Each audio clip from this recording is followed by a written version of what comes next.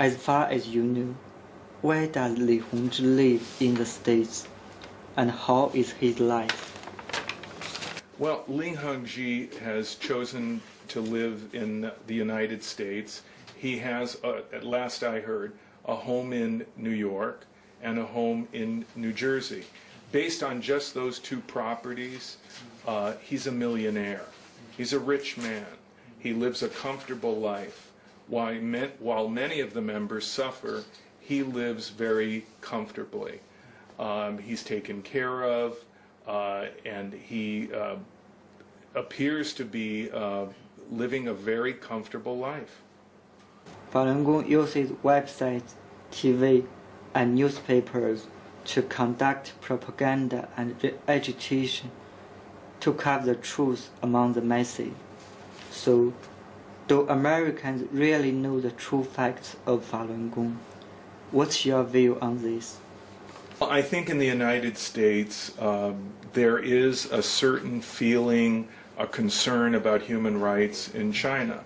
And I think Falun Gong has manipulated and used that to try to influence public opinion in the United States. But again and again, they have made claims that they have not been able to prove about atrocities that have occurred here in China. Also, in their relationship with the Chinese communities in the United States and Canada, they have frequently alienated those communities by doing things that were not in a community spirit, that were only focused on their own needs and their own desires rather than joining in the community. For example, if there's a parade event for Chinese New Year's, they will break rules in the event by handing out religious literature or talking about their political complaints about China rather than simply participating in an event neutrally, which is what everyone else does.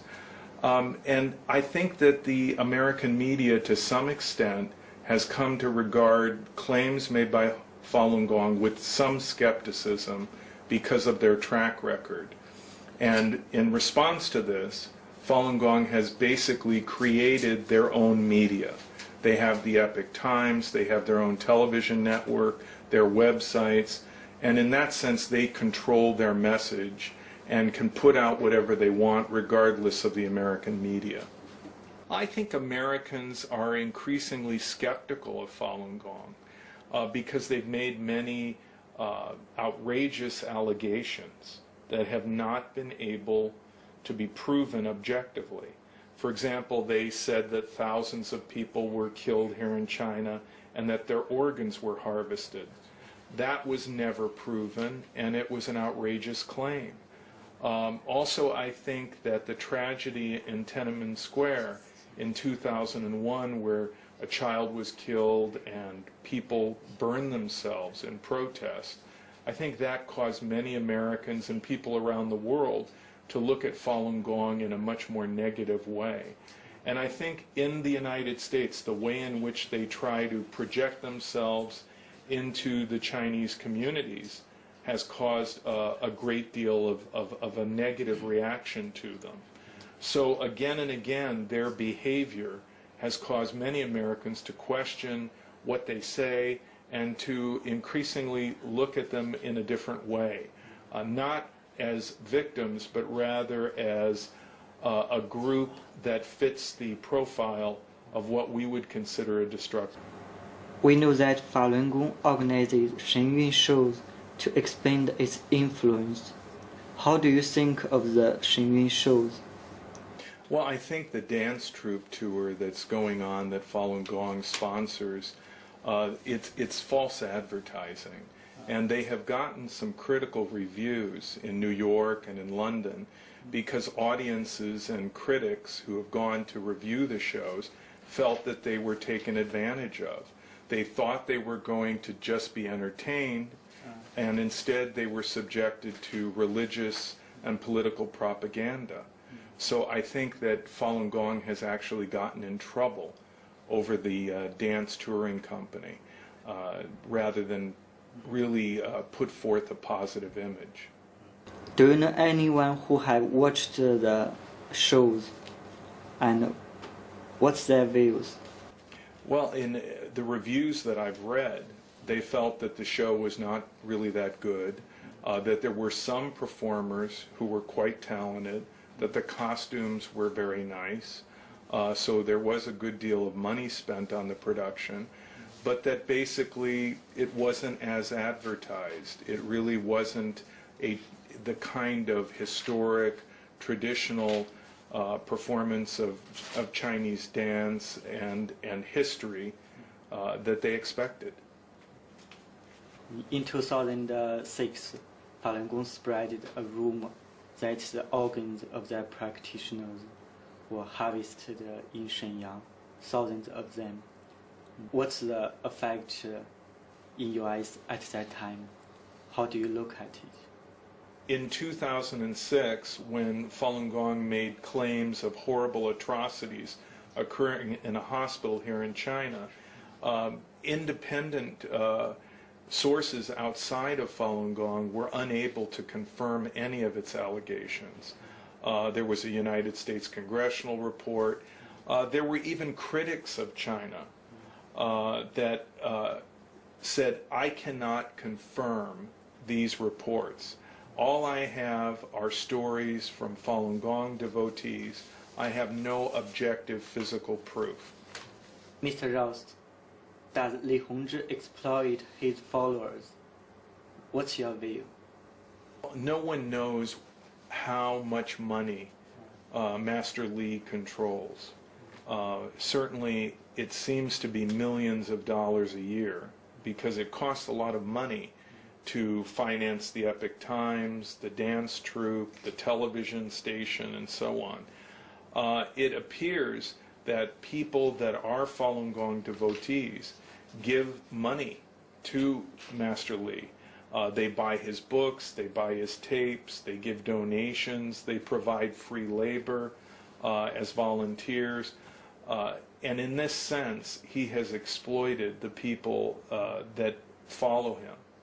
And certainly, by virtue of the amount of money that he controls, I would consider Master Li a wealthy man. Falun Gong claimed itself not a political organization, but it opposes the Chinese government desperately. It always propagates truthfulness, compassion, and tolerance, but at the same time transmits false information and is intolerant to any criticism.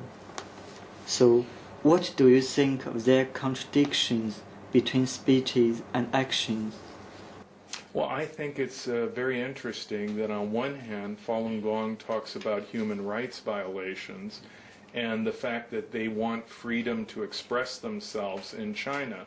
But yet in the United States and elsewhere in the world, when people criticize Falun Gong, they may hire a lawyer and sue and harass that critic. So on one hand, they expect consideration, but they are not willing to give that same equal consideration of freedom of speech and expression to those who might criticize them. We know that you have been sued for several times, maybe 4 or 5 times. And can you tell us 1 or 2 of them? Well, the Ross Institute has one of the largest archives of information about destructive cults on the internet. It is a huge archive, and groups simply do not want people to have access to that information. And so the Ross Institute and I myself have been sued about 5 times. Not recently, because in all of those litigations, the Ross Institute has been represented by attorneys pro bono, which means free as a public service by some of the most prestigious law firms in the United States, including the Berkman Center of Harvard University and Public Citizen, an advocacy group in Washington, D.C. And even though cults have appealed their defeats to higher courts, In 2 cases, all the way to the United States Supreme Court, they have lost. And I think that this has been a victory for free speech and a demonstration that information will get to the public regardless of threats of legal action and this type of behavior. There are indications that Falun Gong is learning from other cults, such as Scientology's malicious prosecution and abuse of litigation process. Would you please tell us some of the litigation situation of Falun Gong in countries like United States and Canada? And what's your comment on this? In Canada, Falun Gong collected about 250 members, and they sued a newspaper in Quebec because that newspaper published critical articles about them. They didn't win any damages, but the idea behind that type of litigation is to intimidate people. It costs a lot of money in Canada and the United States to defend yourself in a lawsuit.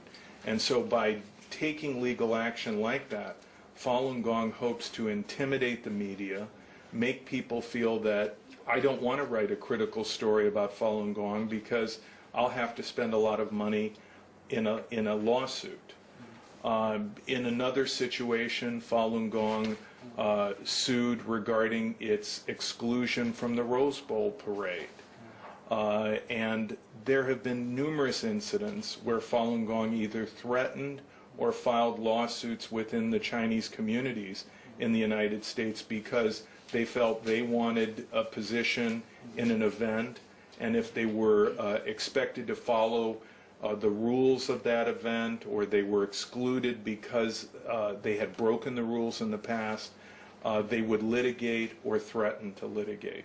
Destructive culture is a global, tough issue, and how can the international society work together to handle these problems?